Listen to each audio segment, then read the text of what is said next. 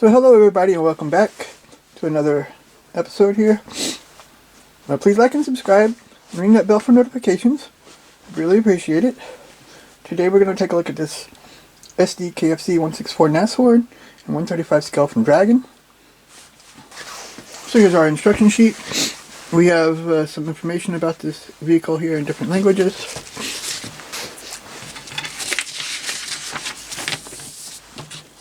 Here we have a color chart. Nice little picture there. The number one, we're building sprocket bogies and the idler wheel. Number two here, we're putting this front piece on, putting the wheel wheels in it, the bogies on, sprockets and idler wheel. And then we build the back plate, put it on. Here we're working on the top of the hull.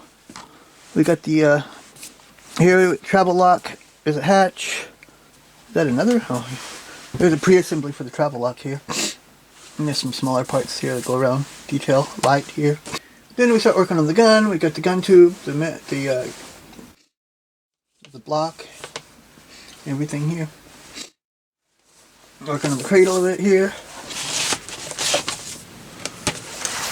Okay, number 7 then, we're putting the shield on it. The shield's here, and there's a couple other parts here that go on top here. We put the gun onto the top of the hull, and we got this here. It looks like ammo racks, I guess.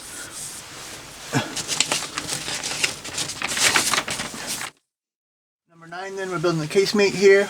It's not a closed casemate, but we got the two sides in the back, and these corners here. The hatch in the back, a few details. There's a gun mount here. There's some details that go here on the outside. And we have a few more details here. Tow cable, the shield, and a couple pieces there. Put the top onto the bottom, and then it's finished. Looks like a pretty straightforward build. So we got, looks like 3 options to build. Eastern Front, summer 1944. Eastern Front, spring 1944. And Eastern Front, winter 1944. And here on the back is our parts map. Like 13 sprues of track. We got these pieces separate and some string. Well, these are polycaps maybe. And that's it then for the build, for the instruction sheet. So for this kit we have one small decal sheet. It's really rough. It's like, I don't know. It's been inside in a book, protected from the weather, so it should be okay, but it doesn't seem okay. You can even see when I put it like this, it may not be good anymore. I have symbols and the iron crosses and stuff, but the names is different. So first we have sprue A.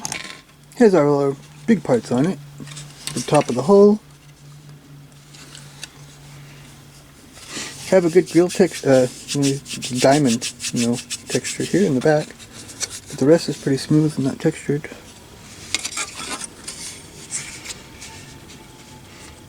But this looks textured more, and even made belt lines or something there. The sides too, you get some good rivets or bolts here on the top. The vents look pretty good too.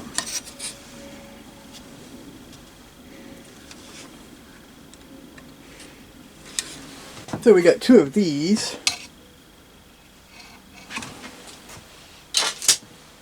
And this is sprue, well, it's a lot together, B. We got B and C and D and E. This is a lot of, we got detail parts, we got the suspension parts, the caps, the support rollers, sprocket, idler wheel, road wheels, bogies. And this is a lot of the detail.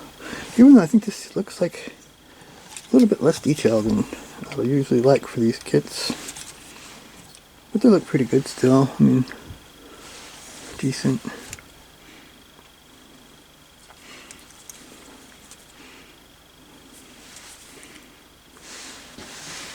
I don't see no bolts on the sprockets. It's kind of weird.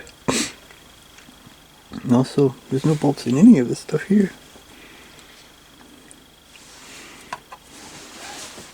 Then here we have sprue F. This is all gun parts.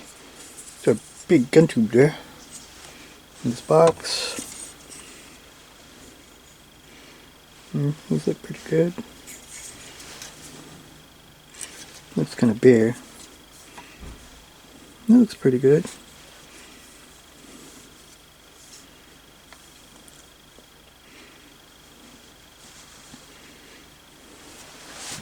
So here we have also the bottom of the hull. This is a separate piece. You can also see, you know, a little bit of lack of detail there, but even though it has some okay. And here's this front plate. Going to be cleaned up, needs a little cleanup there.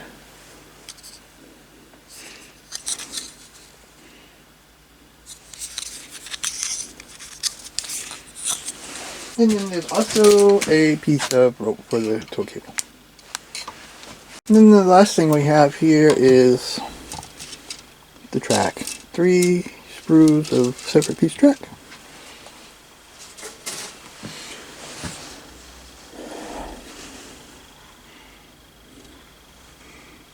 I think it looks pretty good too.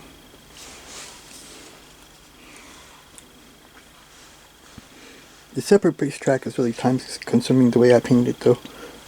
Probably be a lot easier. Well, it would be easier if Revell had a spray can of that dark red. Because that's what I use as a base coat. And if I could just spray it with the dark red, what is it called? Then I would just have to weather it after. But painting it all by hand, that takes longer. It looks good track. Well, this is a little less detailed than I expect from a Dragon kit because they are pretty expensive. But it's also an older kit. This, the molding is from 1992, so yeah. That's why the detail is not so great as the newer kits, you know. But it's still built into a good looking vehicle, and I'm sure there's probably some exterior photo that you can get for it. And a little scratch building too. But it's a decent looking kit. So thanks for watching. Please like and subscribe. Ring that bell for notifications when I upload new videos. And next week we'll be taking a look at this AH-1Z Viper from Kitty Hawk.